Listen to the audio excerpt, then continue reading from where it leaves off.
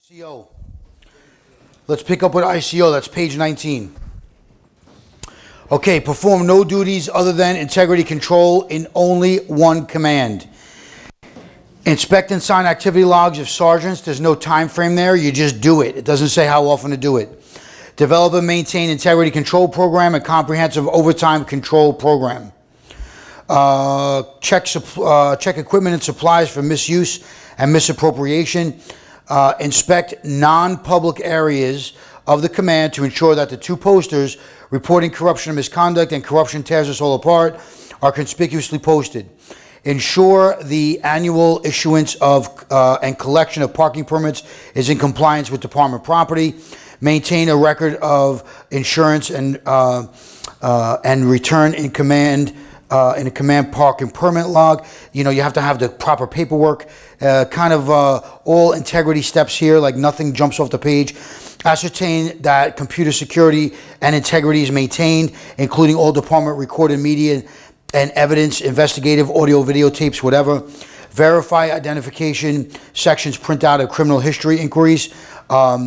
Daily view command log entry regarding invoice property, and if any stored in the command in excess of 30 days, consult with operations coordinator, desk officer, etc. to determine if an integrity hazard or corruption hazard exists. If so, brief the XOCO and take appropriate action.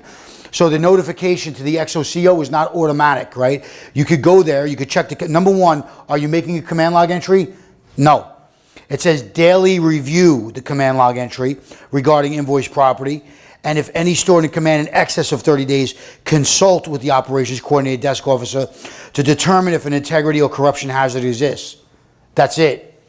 If an integrity or corruption hazard is, then brief the XOCO and take appropriate action to correct the situation. So the notification to the XOCO is not automatic, only if there's an integrity issue. Okay, go to page 20. We're going to talk about the locker stickers, very basic. 2 outside, 3 inside. 2 outside, 3 inside. 2 outside, proper tactics save lives and police don't move. 3 inside, gun safety, seatbelt, and ear, employee assistance resources. That's a relatively new one.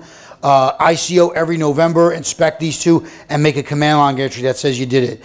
Don't forget that the police don't move one has to have the rank, name, and shield number on it, and the squad.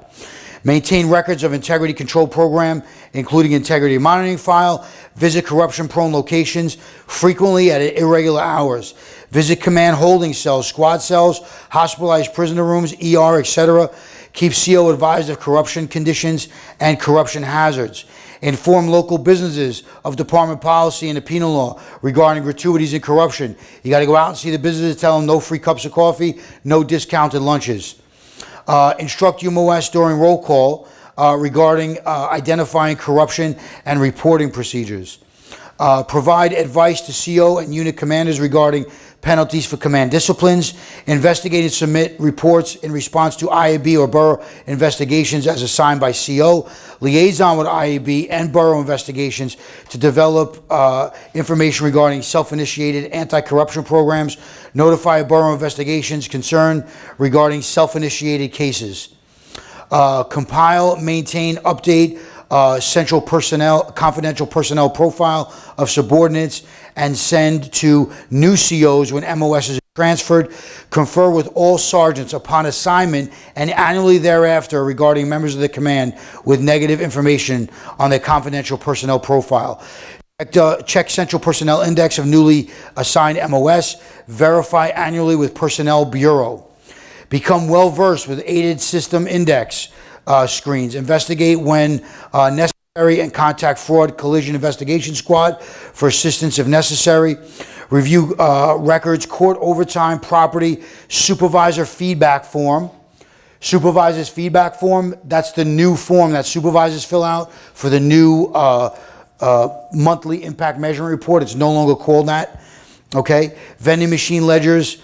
Investigate when MOS fails properly to provide appropriate military records to the timekeeper. Do a monthly radio check. Physically inspect that the radios are there. If radios in outside command on permanent basis, confer with the CO regarding the necessity.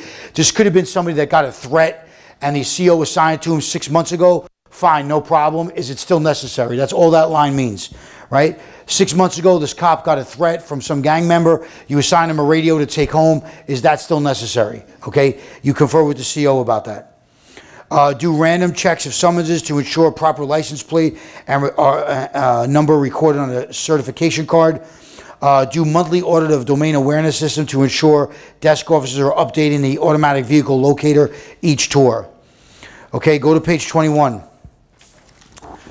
So we're going to talk about an AG procedure, right? The administrative guide, the early intervention monitoring, right? So who's the early intervention monitoring coordinator? Platoon commander. The platoon commander. But once they're on early intervention, right, the ICO has responsibilities. So right out of the administrative guide, for my money, if you get an AG question, it'll be this, okay? ICO, immediately notify early intervention unit, employee assistance unit, right? Old habits die hard. It used to be called that. Now it's called the employee assistance unit. Immediately notify employee assistance unit of each new case and prepare early intervention monitoring case folder and confidential report on a 49 addressed to the Chief of Personnel, attention EAU, but you give it to your own commanding officer. Immediate supervisor. Note following step 1 says this will be the platoon commander, right? Because the platoon commander is responsible for that program for his platoon. Do appropriate interim evaluation instrument indicating early intervention monitoring as reason for the evaluation and give it to your CO. Once they're in early intervention monitoring, ICO closely monitor indicators and work performance in conjunction with the member's immediate supervisor, frequently confer with MOS's immediate supervisor and other key staff members regarding MOS's progress, prepare consolidated monthly status report to the CO with observations and comments of the MOS, confer with MOS's immediate supervisor before preparing the report. So the platoon commander is the one that, the way this reads is that the platoon commander is the one that refers them to it, right? The ICO is not expected to, if you look at it conceptually, you'll understand it, right? So the platoon commander is the person that knows members of their own platoon. Somebody's having a rough time, they're depressed all the time. It's the platoon commander that's responsible for early intervention monitoring for members of their own platoon. Once they're on early intervention monitoring, the ICO, the ones that does the follow paperwork. So basically, when you're going to check with his immediate supervisor and key staff members that deal with this person, you're going to bring them in and say, how's this person doing? How is this guy doing? How is this girl doing? Okay? You do interim evaluations as necessary, okay? And then you prepare that report and you give it monthly to the precinct CO. Quarterly, immediate supervisor. Remember, this is the platoon commander. Do appropriate quarterly interim evaluations at the conclusions of 3 months and forward to the CO. Integrity control officer. Interview MOS and immediate supervisor each quarter to review work performance. Forward copy of the evaluation to employee assistance unit through the CO and file duplicate in monitoring file. So whatever paperwork you produce, none of it goes. The key, pardon the pun, the key to getting this right is whatever you prepare doesn't go directly to employee assistance unit. Whatever you prepare reports goes to the CO, they send it. Even the original 49, you write it to EAU, but you still forward it through your CO. It goes to your CO. Okay, behavior indicators alleviated and upon recommendation from members' immediate supervisor, ICO, 49 addressed to the Chief of Personnel with the reason of the recommendation to take them off early intervention, but you still give that to your CO. So when it comes to early intervention, you liaison with them. Yes, you get supervised together, but you want to put them on, you want to take them off, you prepare the 49, but it still goes through your CO. Okay, go to page 22. Read that on your own. Those are indicators. Go to page 23. We're going to look at desk officer. Okay, the desk officer is a non-specific actor when it comes to the monthly performance reports. That's why the desk officer's date of that procedure is 6/29/16, and that's only to accommodate the DOS Lite thing. The whole DOS Lite thing about putting members into the AVL and all that stuff, that all came out in June of last year. So that's why the desk officer's date of that procedure is June 29th of 2016. The desk officer himself does not do performance evaluations. That's why that whole new performance evaluation subject doesn't touch them, right? So the date of theirs doesn't turn out to be February 2nd, 2017. Everything that is dated February 2nd, 2017, that all has to do with the new performance evaluation. So desk officer is dated 6/29/16, and that's to accommodate the new DOS light. Okay, so desk officer, responsible for all police operations in command during the tour. Right? Later on, we read patrol supervisor. That says patrol supervisor be responsible for all field operations in the command. Desk officers, all operations in the command. So are you responsible for patrol post 6 being off post? Can the shoe fly come in and give patrol post 6 a CD for being off post? And can he give the desk officer one that patrol post 6 is off post? Absolutely they can. Right? The shoe fly captain can come in and write the desk officer a CD for failing to supervise, theoretically, for patrol post 6 being off post. The desk officer is responsible for all command operations. The patrol supervisor only responsible for all field operations. They put that one word in it and it changes the responsibility. So be responsible for all police operations in the command during the tour. Okay, the presupposition there is that it means everybody inside the command, but it doesn't explicitly state that, which means you're responsible for everything, in and out.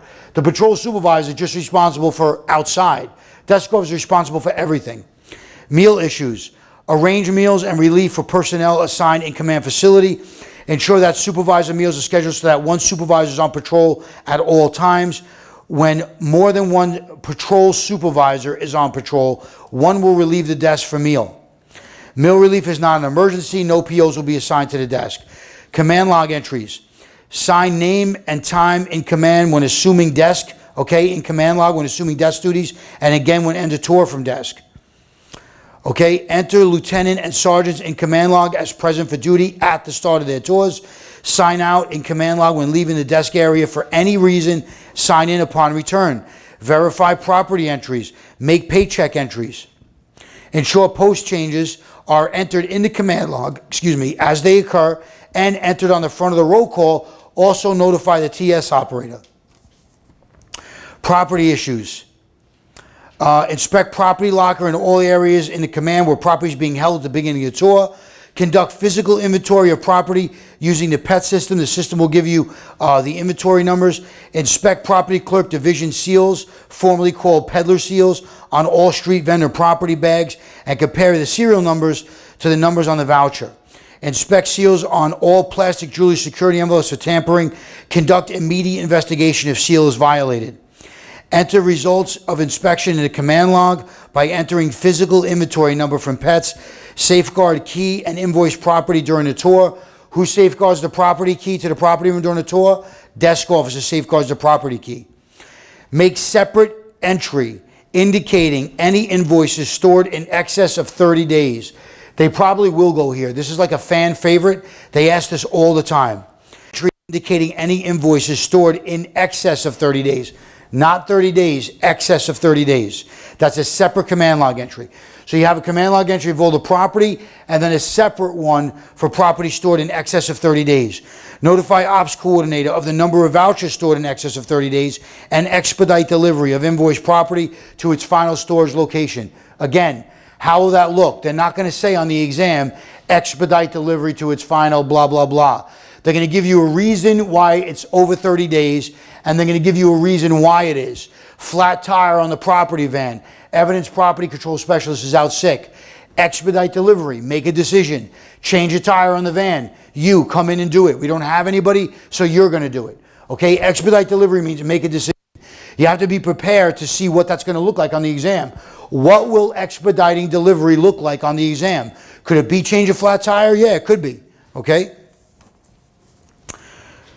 Post, perform duty in uniform, visit all areas of the command facility at least once a tour, inspect command for display of offensive material, personally check restrooms and locker rooms for structural defects that will let a peeping Tom practice his or her sport, correct the problem immediately when circumstances dictate. Correct the problem immediately. Correct the problem immediately. It's not going to say on the exam, correct the problem immediately. It's going to give you examples of how you correct the problem immediately. If there's a hole in the girls' bathroom door, If you take a piece of duct tape and cover up the hole, does that correct the problem immediately? Yeah, it does. If there's a screw missing from the hinge and the door's down, you grab somebody and say, put a screw back in the hinge and fix the door. Is that fixing the problem immediately? Yes, it is. So what did you do? A, B, C, and D says, I notified building maintenance immediately about the door on the girl's bathroom. Is that fixing the problem immediately? No, it's not fixing the problem immediately, okay? Your notification to building maintenance is not fixing the problem immediately. If you can't fix it immediately, what is? Put a garbage can in front of the door and mark the bathroom out of order. Does that fix the problem immediately? Yeah, it does, okay? So when you're the desk officer and you get this type of question, they do ask this type of stuff every once in a while. Be prepared to fix the problem immediately, even if it means putting a piece of duct tape over a hole in the wall. Yeah, that's fixing the problem immediately. I've sealed up the hole. Okay, so it's not going to say those words verbatim. It's going to give you situational examples about how you fix it or how you don't fix it. And they always throw in notify BMS, right? That seems official, but BMS is going to come 7 weeks from now, and for 7 weeks, people can look through the bathroom door. That's not fixing the problem immediately. So be able to identify what fixing the problem immediately looks like on the exam and do it. Make a decision. Okay, operate and monitor base radio. Go to page 24. Interview visitors as they enter the command. No unauthorized personnel behind the desk. Basically anyone not listed below. Allowed to go behind the desk when performing official duties. When performing official duties is qualified. So allow these people to go behind the desk only when performing official duties. MOSs, judicial officers, corporation counsel or assistant, DA or assistant, ME or assistant, controller or assistant, right? This is another thing. Promotional schools have been torturing students for years about this list. The truth is they don't go to it that often. Just remember the list. These are the only people allowed behind the desk. How will it look? PO from the 6'9", cell phone was broken, needs to come behind the desk off duty and make a phone call. No good, okay? PO from the 6'9", lodged his gun there because he went to a club. He comes back off duty to sign out his gun. That is official duty, right? He lodged his gun, he's going back there to get it. So official duty is the key there. Arrest prisoners. Do not assign attendant any duty outside the cell block when prisoners are lodged therein. Supervise arrest processing officer and monitor arrest process. Periodically inspect arrest processing area, and ascertain number of prisoners on hand and length of time they're in the command. Reassign personnel as necessary. That's common sense. Question arresting officers regarding circumstances of the arrest. Not just your arresting officers, anybody. Okay? It is the specific duty of the desk officer to question people that come in with arrests. That includes narcotics, borough anti-crime, auto larceny. Don't be swayed on the exam because narcotics comes in and says, hey kid, how'd you get that arrest? And he goes, don't worry about it. My supervisor was on the scene. No good. How about if they come in and their supervisor's standing there?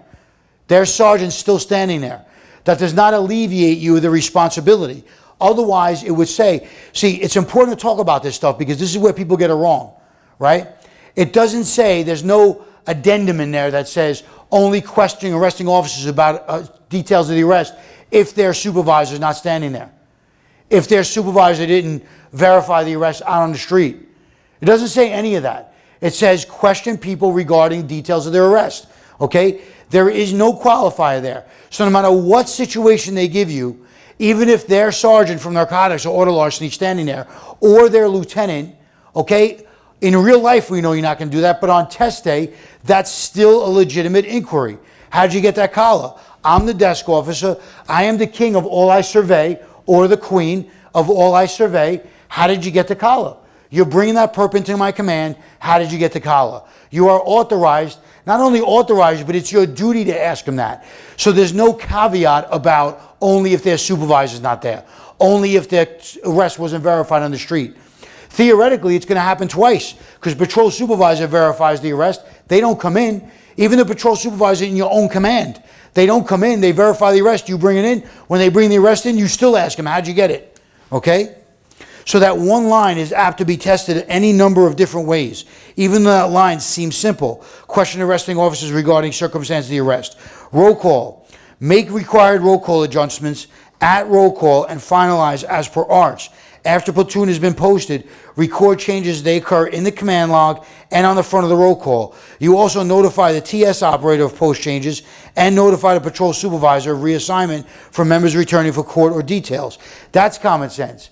Somebody comes back from court, you have nothing to do with them, you give them patrol post 10, you write it in the command log, you write it on the roll call, you make adjustment on the roll call, and then you have to tell the TS and also tell the patrol supervisor that you did not formally have a person on patrol post 10. Now you do. They have to know that, patrol supervisor. That's also common sense. Desk officer, conduct roll call. Desk officer, conduct roll call. And in absence of the platoon commander, inspect uniforms and equipment of outgoing platoon. Conduct roll call and in absence of the platoon commander. That was worth 1 point on the last sergeant's exam. So they do ask that. Okay? And in absence of the platoon commander, inspect uniforms and equipment of outgoing platoon. Question members' knowledge of command conditions and ensure familiarity with integrity concerns. Put changes to next platoon roll call on change sheet and desk copy of roll call prior to the start of incoming platoon. After roll call, give the rundown to radio, update radio as changes occur throughout the tour. Okay, so you write on the roll call when there's a post change. What else do you write on the roll call? You also put on the roll call who's got the AED, right? The CEW and the LPR, right? So you write in the command roll call when somebody comes back from court and you say, okay, this person is assigned to patrol post 6. You put it on the roll call, you tell the TS, and you let the patrol supervisor know. You don't tell Central that, right? But what you do also put on the roll calls, next to their name, next to their car, you put conductive energy weapon, you put AED, okay, and you also put LPR. So theoretically, next to one car in Sector Charlie or the patrol supervisor, is it possible on the roll call to have next to one sector AED, CEW, and LPR? Yeah, of course it's possible. If all those things are in the same car, of course it's possible. You could have one car that has the defibrillator, an LPR vehicle, and they also have a taser, right? Those three things, CEW, LPR, right? And then AED can all be next to one car on the roll call. Okay, desk officer, log into domain awareness system after radio puts a rundown into ICAD, okay? And input everyone's tax number, assignment, and vehicle info if applicable. Device is not working, call ITB help desk, make a telephone record entry, and tell the patrol supervisor that your automatic vehicle locator is not working, your DOS license is not working, okay? And that you called ITB already. Personnel issues, hourly rings, record for all UMOS performing duty between 2 and 7. Monitor finders for messages affecting command and members of the command. Make required notifications to MOS assigned to or residing in the command. Accept service of civil process and notify members of command only when principal is not working. Also tested. Somebody comes in to notify Pio Rivera. Pio Rivera just got transferred, so a process server comes in. You don't take that. And the reason why they ask that is that goes against everything that we learn, right? Refer to the complaint, not the complainant, all that stuff. When it comes to civil process, somebody comes in to notify Pio Rivera. Pio Rivera just got transferred. You don't offer to take it and pass it on to the new command. You don't even take it. Like, nope, that guy doesn't work here anymore. Furthermore, if the principal's working, you don't even accept it, right? You don't even accept it. If the principal's working, somebody comes in to serve Pio Rivera and he does work there, you say, hold on a minute, and you say, Principal Jimenez to the desk. The principal comes down and accepts process, civil process, okay? Right? And this is a contradiction with 21121, which just says you do it. So you really have to judge by how the question is asked of you, okay? But according to desk officer duties, you don't accept any civil process for anybody that doesn't work there. You don't even take it. You refer them, sorry, that person doesn't work anymore. And even the person does work there, if the principal's working, you still don't take it. Technically, you call the principal to the desk and they take it. Arrange meal and meal relief for personnel assigned to duty inside the command facility. Supervise support and MOS in the command, no problem. Notify CO of matters of importance. Confer with the CEO, right? CO XO Operations Coordinator of trends and other matters, of other important matters. Go to page 25. Supervise personnel issues. Watch the CAT P. Supervise performance of the command clerk, attendant, TS operator, and patrol wagon operator. Verify return roll call and supervise platoon sign out at the end of tour. Write in your own handwriting in the interrupted patrol log all members of the platoon entering the command for any reason. Forms, reports, and logs. Examine, sign, and forward forms and reports as required. Telephone dispatch log. Certify entries by signing after the 4th hour and end of tour. How about email? Right, email says immediately upon beginning of the tour, frequently throughout the tour, and again at the end of tour. Right? The command log entries about what you check for telephone dispatch log, email, and 311, all interesting and all testable. So the telephone dispatch log, you verify entries by certifying after the 4th hour and end of tour. No command log entry there. Right? No command log. It doesn't say sign a telephone dispatch and then go to the command log and make an entry. Right? The timing is the key. So after the 4th hour and at the end of tour, you verify entries by actually signing the telephone dispatch sheet. The email, you make a command log entry immediately at the start of tour, right? So when do you check email? Immediately at the start of tour, frequently throughout the tour, and then at the end of tour. And each one of those does get a command log entry. When it comes to the 311, it says you make a beginning entry and an end entry in the command log, right? But then it says check 311 every hour.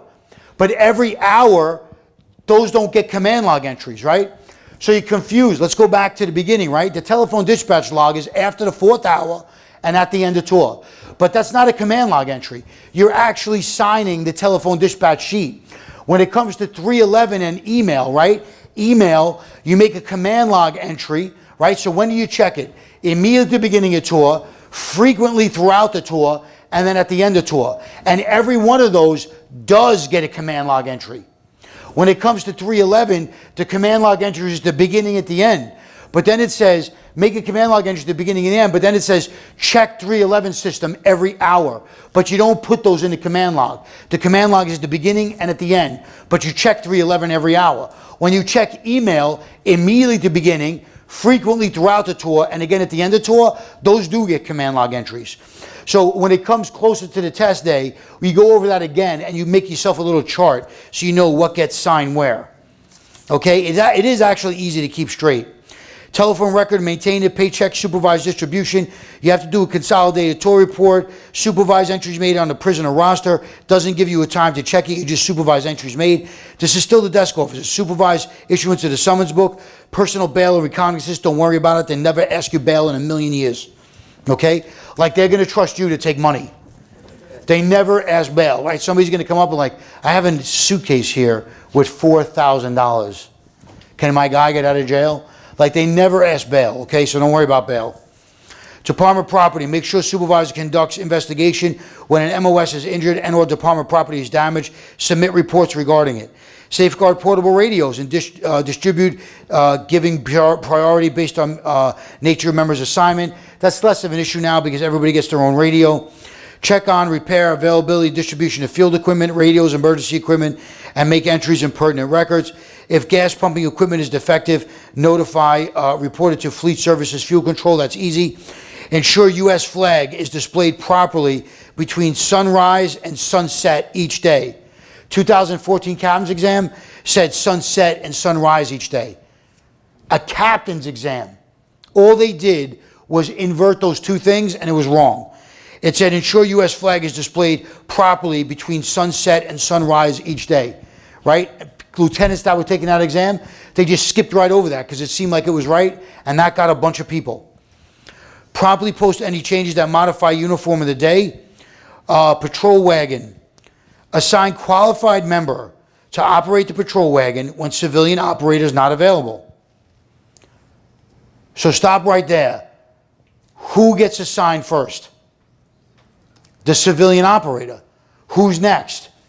One of your people, right? That's the order that it reads, even though you don't realize it. Then it says, if neither is available, request patrol borough to assign operator. So who's going to drive your wagon? First, the civilian operator. If they're sick, you find one of your own people to do it. How do you find one of your own people to do it? Through the command roster. If it's in the in-basket, you go to the command roster with all those little letters next to your name, latent print, the W is for the wagon. That's how you assign them.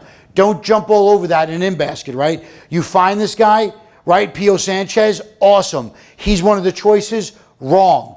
Because he didn't go to the roll call and notice that he's not working.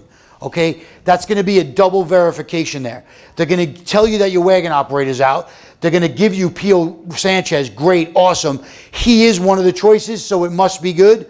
Wrong, because you didn't look and see that he's not working. They did that on purpose.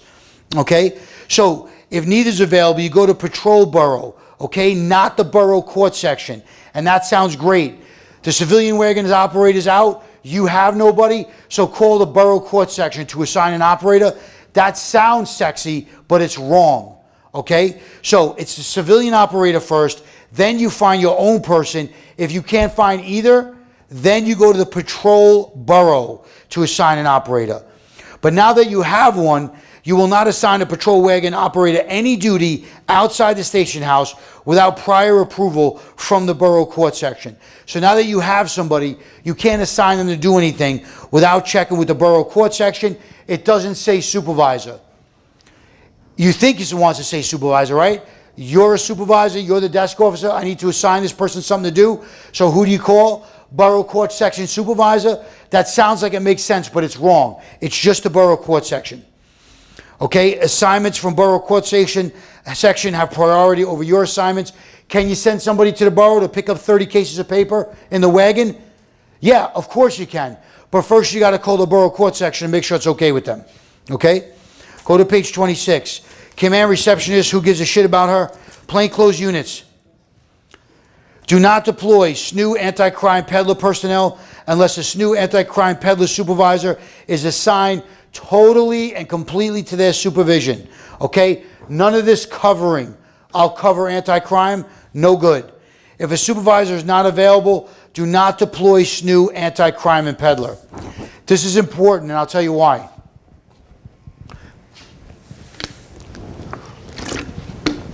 Because just like the patrol wagon, on your roll call, if your anti-crime supervisor is out in the in-basket, right?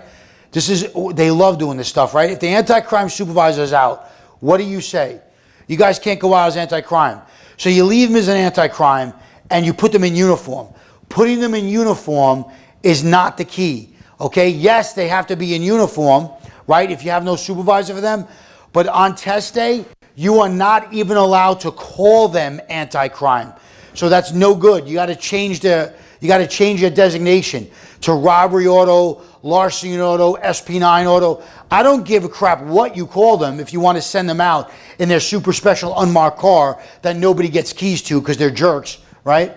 So you want to send them out in that car, that's great, but you're not allowed to even call them anti-crime on the roll call.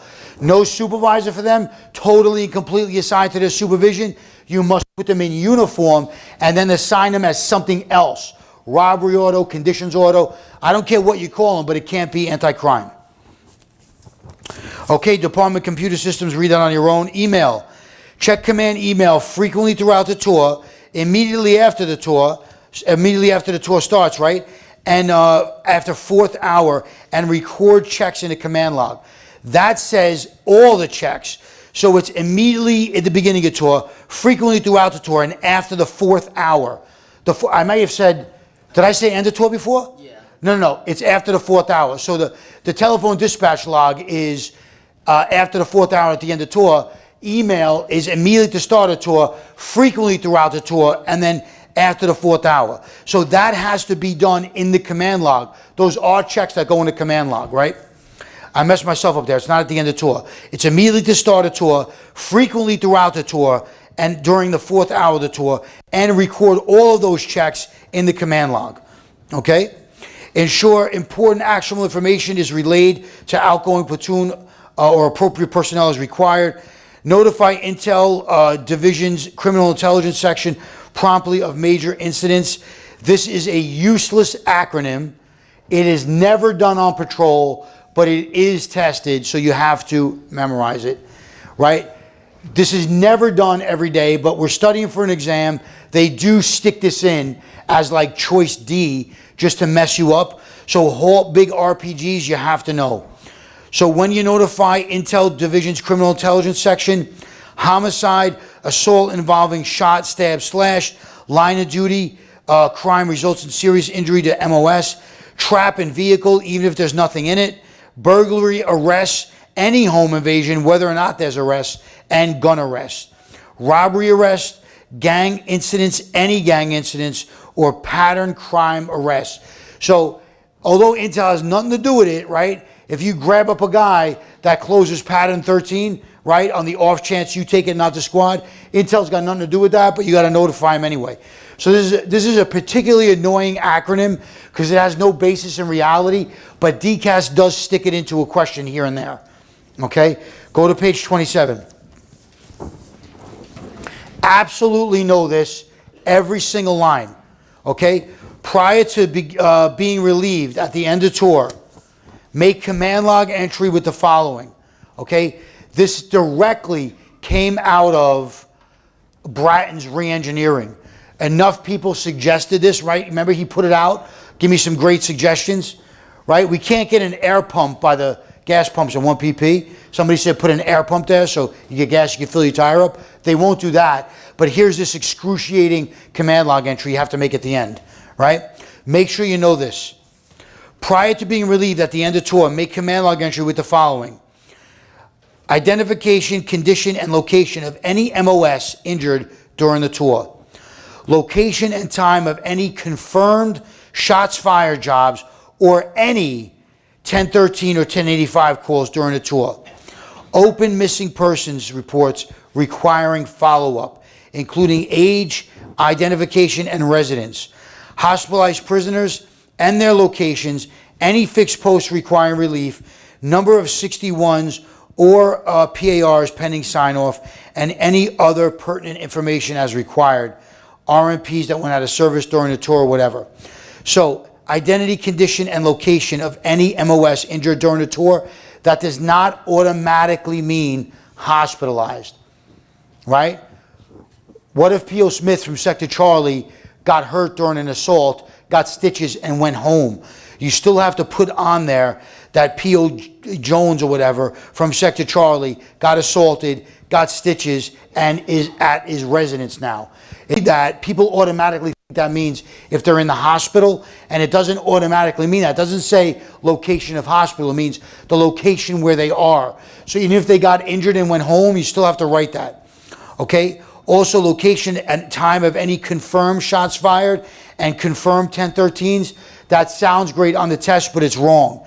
It's confirmed shots fired and any 1013s or 1085s, even if they're not confirmed. Okay?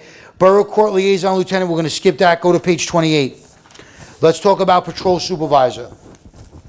Patrol Supervisor.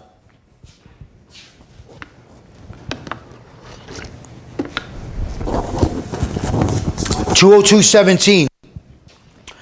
Okay, report to desk officer at start of command for entry in the command log as present for duty. Sign return roll call at end of tour, not command log. Anybody who's in an operational command should know this.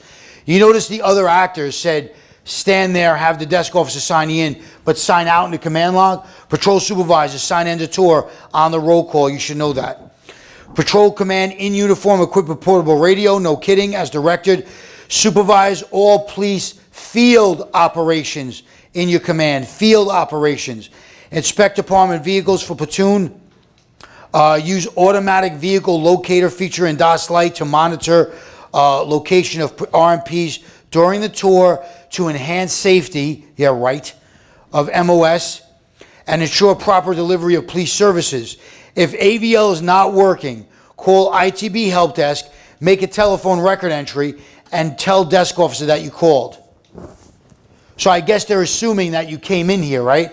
You're driving around, your thing breaks down, it doesn't work, so you call the ITB Help Desk, and then I guess, right, by the way this reads, I guess you've come in and now tell the desk officer that you're there, right, that your automatic vehicle location is not working, make an entry in your telephone record and tell the desk. So I guess you came in, right? That's assumed. Do not put RMP out of service if the AVL is inoperable unless IAB or the ITB help desk tells you to do it, right? The guy is so corrupt, they can't even take the chance of him driving around without them knowing about it, right? On the block, okay? And we'll structure our breaks a little bit better. We just wasted a little time today having people sign in. But, for the last 7 weeks, we moved to 10 o'clock. I lost track of the time.